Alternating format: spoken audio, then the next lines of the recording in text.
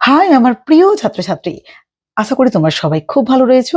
এখন আলোচনা করতে চলেছি ক্লাস 12 এ যারা পড়াশোনা করছো, থার্ড সেমিস্টার স্টুডেন্ট যারা নিউ সিলেবাসে পড়াশোনা করছো। তো তোমাদের তো সেমিস্টার অনুযায়ী পড়াশোনা তোমাদের শুরু হয়ে গেছে, তোমরা জানো। তো অলরেডি একটা কবিতা পড়িয়ে দিচ্ছি ইংরেজি সিলেবাস থেকে। আজকে আরেকটা কবিতা পড়াবো, তার নাম হচ্ছে ইউলিসিস। এই কবিতাটি লিখেছেন অ্যালফ্রেড লর্ড টেনিসন। তো এখন আমি এর ফার্স্ট পার্ট নিয়ে আলোচনা করতে চলেছি। তোমরা লাস্ট পর্যন্ত ভিডিওটা দেখো। তো আশা করি তোমাদের মধ্যে অবশ্যই এই কবিতাটির প্রত্যেকটা বাংলা অর্থটা খুব সহজভাবে তোমরা মানেটা বুঝতে পারবে। তো চলো শুরু করি। তার আগে কিছু কথা বলে নিই। দেখো না, অ্যালফ্রেড লর্ড টেনিসন জন্মগ্রহণ করেন 1809 খ্রিস্টাব্দে 16ই আগস্ট। তিনি ছিলেন ভিক্টোরিয়ান যুগের অন্যতম প্রধান কবি এবং 1850 সালে তিনি ব্রিটেনের পোয়েট লরিয়েট উপাধি অর্জন করেন। তার লেখাগুলি গভীর আবেগ, ঐতিহাসিক ও পৌরাণিক প্রভাব এবং সামাজিক ও দার্শনিক চিন্তার প্রতিফলন দেখা যায়। তার উল্লেখযোগ্য প্রধান যে কাব্যগ্রন্থগুলি, তার নাম হলো In Memoriam, the Charge of Light Brigade and Ulysses, এই সমস্ত কবিতাগুলি। অ্যান্ড অ্যালফ্রেড লর্ড টেনিসনের লেখায় মানব জীবনের দুঃখ, সংগ্রাম এবং বীরত্বের কাহিনী প্রতিফলিত হয়। বিশেষ করে ইউলিসিস কবিতায় তিনি এক অনন্ত অভিযানের কথা তুলে ধরেছেন, যা অনেক পাঠকের কাছে অনুপ্রেরণার উৎস। সত্যি এটা একটা অনুপ্রেরণার উৎস, কারণ বার্ধক্যের মধ্যে গেলে আমরা অনেক সময় হতাশা আমাদের মধ্যে একটা কাজ করে। কিন্তু এখানে দেখব কিভাবে ইউলিসিস চরিত্রের মধ্যে একটা, তার বার্ধক্যের মধ্যেও একটা কিভাবে নতুন কিছু করার, নতুন কিছু খোঁজার একটা যে চেষ্টা, তা সত্যিই এখানে অনবদ্য। ঠিক আছে, তো আমি আরো কিছু এই কবিতা সম্বন্ধে একটু আলোচনা করে দিই। তারপরে কবিতাটির এবার এছাড়া চরিত্র কি কি আছে সেটাও একটু আলোচনা করব।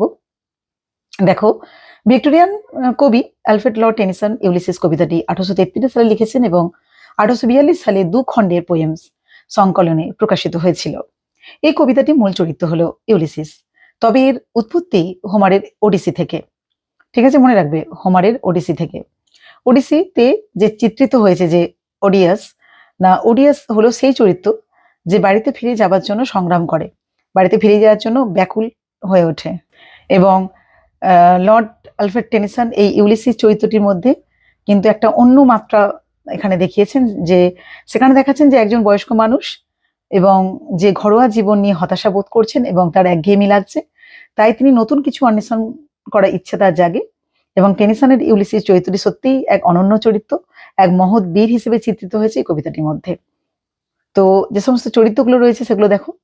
ইউলিসিস বৃদ্ধ অবস্থায় অবসর শান্ত জীবন নিয়ে একঘেয়েমি হয়ে ওঠে এবং এক দুঃসাহসিক ভাবনা চিন্তা জেগে ওঠে, নতুন কিছু অন্বেষণ করার চেষ্টা করে। ইউলিসিসের স্ত্রী হচ্ছে পেনেলোপ, যিনি একদম ইউলিসিস চরিত্রের বিপরীত চরিত্র বলতে পারো, একেবারেই অনুপযুক্ত। ঠিক আছে, আর আরেকটা হচ্ছে টেলেমেকাস, না ইউলিসিসের ছেলে, যিনি হচ্ছেন পরবর্তী উত্তরাধিকারী, কিন্তু তিনি খুব বিচক্ষণ মানুষ, জ্ঞানী মানুষ। তো তার হাতেই সমস্ত রাজ্যের দায়িত্ব দিয়ে যেতে চান, রাজত্বের ভার তার উপরেই ছেড়ে দিতে চাইছেন। এছাড়া নাবিকের দল আর অ্যাকিলিস, ঠিক আছে, এই চরিত্রগুলি আমরা দেখতে পাবো। তো চলো এরপরে আমরা কবিতাটি লাইন বাই লাইন বোঝার চেষ্টা করি। ঠিক আছে। It little profits that an idle king. It little profits মানে এতে খুব বেশি লাভ নেই, আইডল কিং অলস রাজা। এবং দেখো, বাই দি স্টিল হার্থ অর্থাৎ নীরব যে যে চুল্লি বা চুলা, অর্থাৎ আগুন, যেখানে আগুন জ্বলছে কিন্তু প্রাণ নেই। And among these barren crags, অর্থাৎ ব্যারেন ক্র্যাকস বলতে বন্ধা বা শুষ্ক পাহাড়ের যে অংশ বোঝানো হচ্ছে। তাহলে বাংলা মানেটা কি দাঁড়াচ্ছে? It little profits that an idle king by the still hearth among these barren crags, অর্থাৎ এতে রাজার কোনো লাভ নেই, অলস রাজা মানে লাভ নেই, সে যে এক অলস রাজা আর কি, এই নীরব আগুনের পাশে এই বন্ধা অনুর্বর পাহাড়গুলির মধ্যে বসে আছে। অর্থাৎ কবি এখানে বলতে চাইছেন যে একজন অলস রাজা হয়ে বসে থাকাটা কোনো লাভের বিষয়ই নয়। তিনি কেবল আগুনের পাশে বসে থাকেন, যেখানে তার মধ্যে কোনো উদ্দীপনা নেই, কোনো আনন্দ নেই, শুধু চারপাশটা কোনো নির্জীব বন্ধা।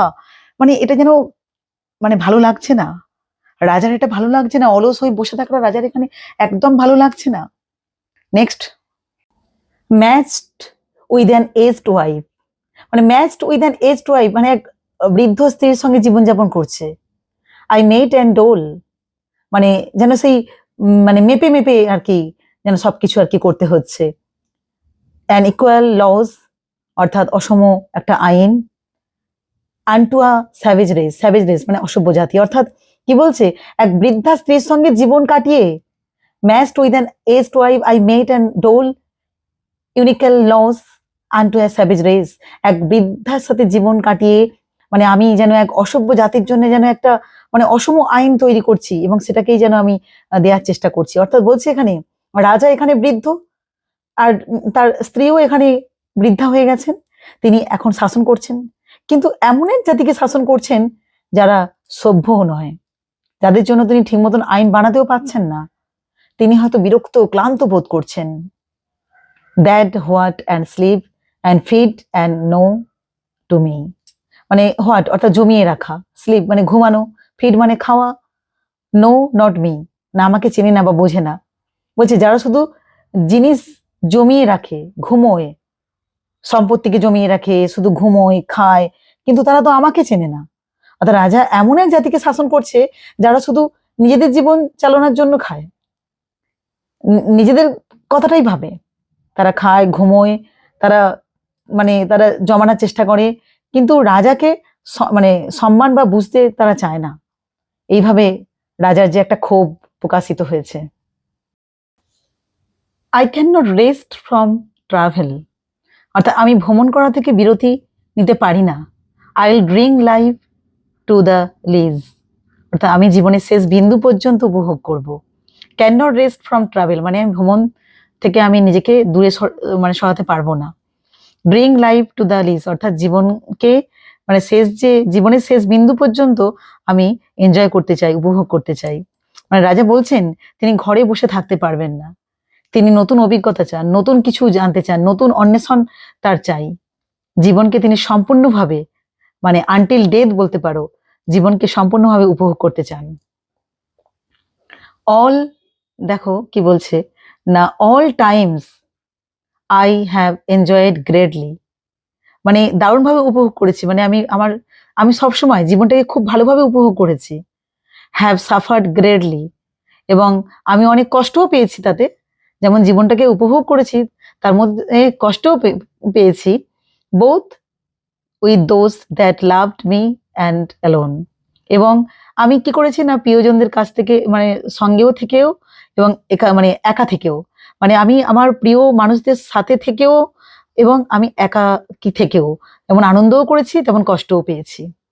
কি বলছে তারপরে না, তারপরে বলছে যে on shore and when through scudding drifts the rainy Hyades vexed the dim sea, অর্থাৎ এখানে অন সোর অর্থাৎ স্থলভূমিতে, স্কার্ডিং ড্রিভস মানে দ্রুত বয়ে যাওয়া বাতাস বা ঝড়ে, অ্যান্ড রেনি হিডিয়াস অর্থাৎ এক ধরনের নক্ষত্র যা বৃষ্টির সময় আকাশে দেখতে পাওয়া যায়, ভেক্সড দ্য ডিম সি অর্থাৎ সমুদ্রকে অশান্ত করে রেখেছে। অর্থাৎ কবি এখানে অর্থাৎ এখানে রাজা আর কি, রাজা বলতে চাইছেন না কখনো স্থলে আবার কখনো সেই সময়ে যখন বৃষ্টি ভেজা নক্ষত্র আর কি সময় দেখতে পাওয়া যায়, যখন মানে ঝোড়ো বাতাসের সঙ্গে সাগরকে উত্তাল করে। অর্থাৎ অ্যাকচুয়ালি এখানে কবি মানে রাজার মধ্যে দিয়ে রাজা কি বলতে চাইছেন যে তিনি শুধু শান্ত জায়গার সময় কাটায়নি, মানে শান্ত বেশ সুন্দর জায়গায় সময় কাটায়নি, বরং তিনি ঝড় সমুদ্রের মধ্যেও তাকে ভাসতে হয়েছে, মানে সংগ্রামশীল পরিস্থিতিকেও সম্মুখীন হতে হয়েছে, তিনি জীবনের নানা রকম পরিস্থিতির মুখোমুখি হয়েছেন।